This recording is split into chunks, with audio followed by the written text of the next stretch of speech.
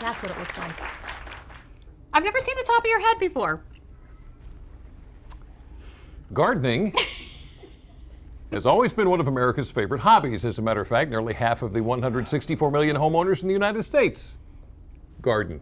Well, some other gardening facts for you. According to the National Gardening Association, in 2009 we spent $2.9 billion on food gardening alone. 54% of gardeners are female, but young male gardeners are coming in strong. The NGA reports males under the age of 34 spend $100 more on gardening annually than the average consumer. Those who garden are more likely to have a college degree and buy other green products. So it goes without saying, gardening can also be beneficial to children. Here's why. Want your children to be more mature, make healthier food choices, and be more active? Try gardening. One study found 3rd to 5th graders who participated in a gardening program had increased self-awareness and teamwork skills compared to students who did not participate.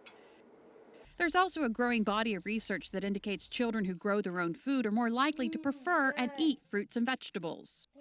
And a recent study from South Korea found gardening can qualify as a moderate to high-intensity activity for children. Digging and raking were two activities which were deemed high intensity. A survey of participants in community gardening programs found children in the programs were more likely to bond with their parents and other adults. How about that? Well, a lot of us are actually itching to get outside and get our hands in the dirt after the winter we have had. I think just about everybody. I think you're right, but the thing is, it's too early.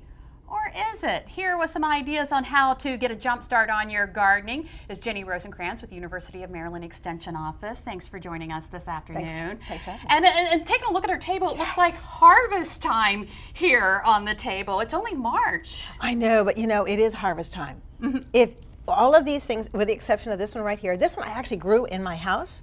So you can actually get a lot of this started in your own home. Right. This is lettuce, and I started about a month ago, and it's really good. Oh, okay. But the other stuff you actually got from a local gardener? Providence Farms. He has all of this in the ground in a high tunnel. And a high tunnel is the type of thing that it's like a greenhouse but without any heat, and it keeps them not from freezing, because they were actually frozen this morning. But then they defrosted and then they're just fine because they weren't frozen solid. And so he had lettuce growing, and like I said, I've grown lettuce inside. You can grow lettuce too.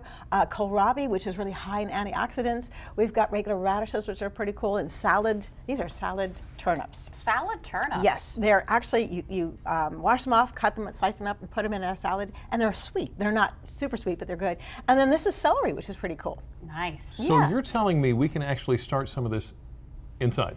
Yes, you can. And you know, the smaller things like the lettuce is definitely inside. If you want to garden outside and you don't have access to a high tunnel, you can go ahead and work up the ground and plant the seeds, and then just put like some containers over top of it, clear containers, just to keep the cold off of them, just for the short period of time. Now there are actually dates that the state actually recommends for when you can start. You can actually start some seeds this weekend on March 15th. Yes. Peas you should already have in the ground. Carrots you can get started really quickly. Cabbages, lettuces, onions. Onions have to be cold. Really? Yes, and spinach. We even have some spinach right here too. And then the following weekend, March 20th, there's even more? There's even more, which is really, really good. You can do things like chives, radishes. Rhubarb and asparagus are also on the list, but those are perennials, and they take a little bit more work, in the sense that if you're going to have them in your garden, you have to keep them separate, because they're going to be there year after year after year. Everything else you want to rotate a little bit. You don't want to have them in the same spot every year, because then diseases might build up that you don't want to have to deal with. That's why they rotate them around. Okay, so I didn't realize that. So what do we need to do to prepare the soil? Well, it's always good to get a soil test. That's really, really important. You need to know what sort of soil acidity you have, how acid or how sweet the soil is, and you fix that by adding either lime or sulfur. And then you need to know how much fertilizer you need to add, and that could be chemical or organic. I like adding a lot of like compost, because we have such sandy soil, and sandy soil just needs something to hold on to nutrients. So that's real good. Once you've got that done, go ahead and put your seeds out. And then we also have things called floating row covers. And if you're going to have, right there. Okay, there you go. You can have some cold weather, after warm weather, and if you put the floating row cover on your plants, that kind of keeps the cold off of it also. And it's very, very easy to put on, and it's very lightweight. You can fold it up and you reuse it year after year. It's not expensive. Now, we are certainly not past our last frost of the year, are we? When is it, I guess, generally safe to plant anything? After the last hard frost is a good time to plant some things, but even things like tomatoes and peppers, which are really tropicals, you want to feel the ground. If the ground actually feels warm, don't plant them until the ground feels warm, because they're going to go, "Are you serious?" No. No, I'm not going to be happy. And they'll actually kind of sit there and shiver, and you don't want that. So Right. you want them to go ahead and be happy.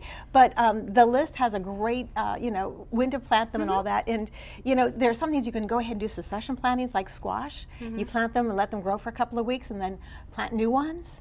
So, Okay. you never run out of squash in the right. summer. And we do have a list, and if you would like to read more about planting vegetable crops, including instructions on how to build your own salad garden boxes, go to our website, delmarvalife.com, and click on the show tab. Thank you, Jenny. Ginny, thank you. So, I just want to have a little fun digging in the dirt. Yeah. You know who else likes to dig in the dirt? Who? The dogs! And guess what? We've got some awesome dogs and cats looking for a new home. Pet Connect is still ahead. Plus, the amazing story of a boy, a dog, and a reunion 5 years in the making. Trust me, you don't want to miss this. And something else you don't want to miss, 410. They take the Delmarva Life stage in just a bit.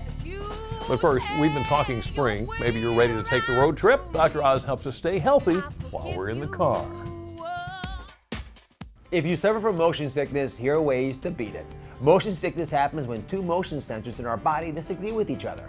So let's say you're reading in the car and the car hits a bump, and then it turns. The motion sensors in your ears feel your body moving, but your eyes, the other motion sensors, say you're not. This confusion makes you feel sick. To stop motion sickness, just close your eyes or take ginger for its powerful anti-nausea effect.